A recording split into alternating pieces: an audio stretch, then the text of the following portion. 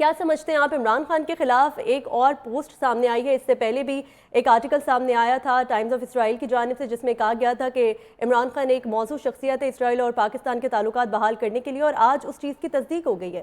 کیا کہیں گے آپ؟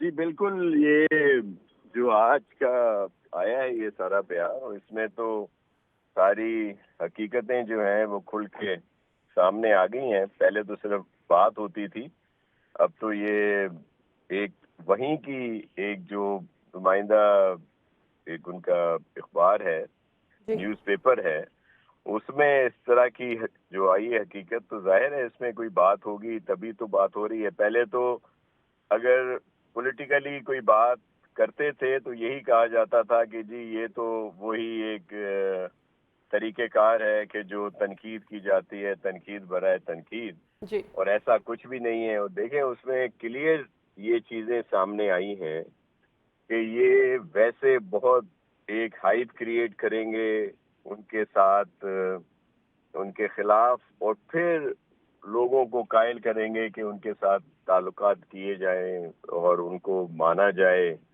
جو پہلے کہا جاتا تھا کہ یہ خان صاحب کو جس طرح لایا گیا اور جس طرح یہودی لابی ان کو پروموٹ کرتی تھی، جی سپورٹ کرتی تھی، وہ جو فورن فنڈنگ کیس وہ دیکھ لیں گے کس طرح جو فورن فنڈنگ ہوئی ان کو، جس میں ساری چیزیں موجود ہیں، اور اس جی کے پیچھے بہت بڑا ایک کیا کہتے ہیں منظم طریقے سے ان کو پروموٹ کیا گیا، اور پھر ان سے اسی طرح کے کام لینے تھے.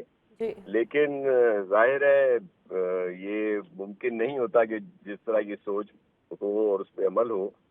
تو اللہ کی ذات بھی اپنی جگہ پہ ہے، اور آپ نے دیکھا کہ ان کے جو مضمون عزائم تھے جی وہ ناکام ہوئے. شاہ صاحب، آپ اور سمجھتے ہیں کہ جی عمران خان کا فوج مخالف بیانیہ بھی شاید اسی وجہ سے ہے کیونکہ فوج کی پالیسی کچھ اور ہے اسرائیل کے لیے اور ریاست کی پالیسی کچھ اور ہے، جبکہ عمران خان کے اندر کھاتے کوئی اور معاملات چل رہے تھے؟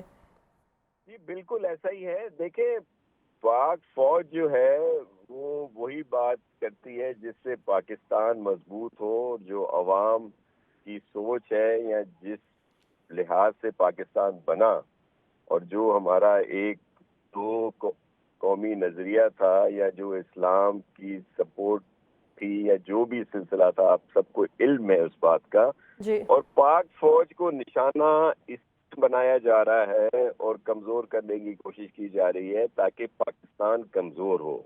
پاکستان ایک ایٹمی طاقت ہے جی جو بہت ممالک کو نہیں بھاتا، جی اور اسی وجہ سے وہ چاہتے ہیں کہ پاکستان کو کمزور کیا جائے. پاکستان کو کمزور کرنے کا طریقہ کیا ہے؟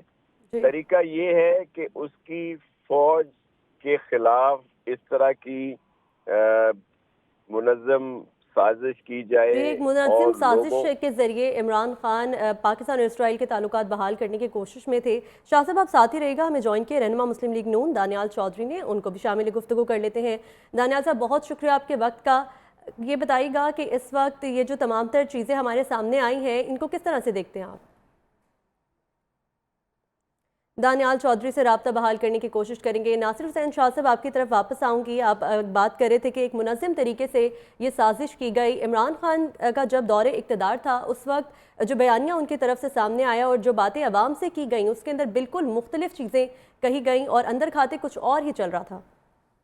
دیکھیں جو منظم سازش ہوتی ہے نا، اس میں اسی طریقے سے کیا جاتا ہے کہ لوگوں کو پہلے دکھایا جاتا ہے کہ جی یہ تو بالکل بہت ہی زبردست شخصیت ہے، اور اسلام کا بھی بڑا بول بولا کرے گا، بول بالا کرے گا، اور جی بڑا پاکستان کو آگے لے جائے گا. جی وہ جو باتیں کرتے تھے وہ غلامی والی جی، اور وہ جو مدینہ کی ریاست. ایبسلوٹلی ناٹ والی جو بات کرتے تھے، تو یہ ساری چیزیں کھل کے. میں صرف آپ کو ایک چیز ضرور بتاؤں، دیکھیں جتنے بھی ممالک ہیں جو مضبوط ملک تھے وہ کس طرح زوال پذیر ہوئے.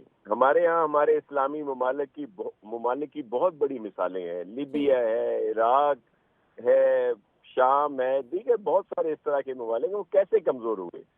ان کی فوج کو کمزور کیا گیا، ان کی کردار کشی کی گئی اور ان کو کمزور کیا گیا۔ ہمارے ہاں بھی یہ سازش پاکستان کو خدا نخواستہ نقصان پہنچانے کے لیے، اور یہ جو منظم سازش ہے وہ یہی ہے کہ فوج کی کردار کشی کی جائے، جی قوم کو ان سے علیحدہ کیا جائے، اور جب فوج کمزور ہوگی تو ظاہر ہے پاکستان کمزور ہوگا۔ یہ زندہ مثالیں ہیں جو ابھی ہمارے سامنے ہیں۔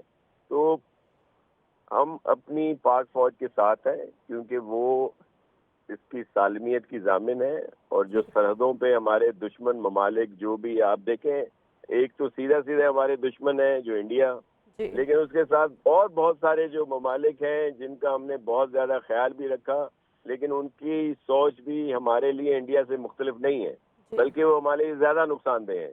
تو آج بھی وہ جنگ جاری ہے، دہشت گردی جو ہے وہ ایک جنگ ہے جو مسلسل جاری ہے، جس کی وجہ سے آپ دیکھ رہی ہیں کہ کتنے ہمارے جوان شہید ہوتے ہیں، فوج کے، رینجرز کے، پولیس کے، لا انفورسمنٹ ایجنسیز کے، اور ہمارے سیولین۔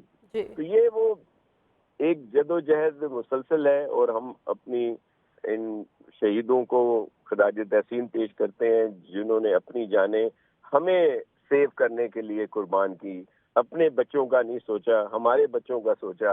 اور آپ نے دیکھا کہ کس طرح کی سوچ یہاں پہ کریٹ کی گئی، جو 9 مئی کو ایک واقعہ ہوا اور شہداء کی جو یادگاریں تھیں ان کی تذلیل کی گئی۔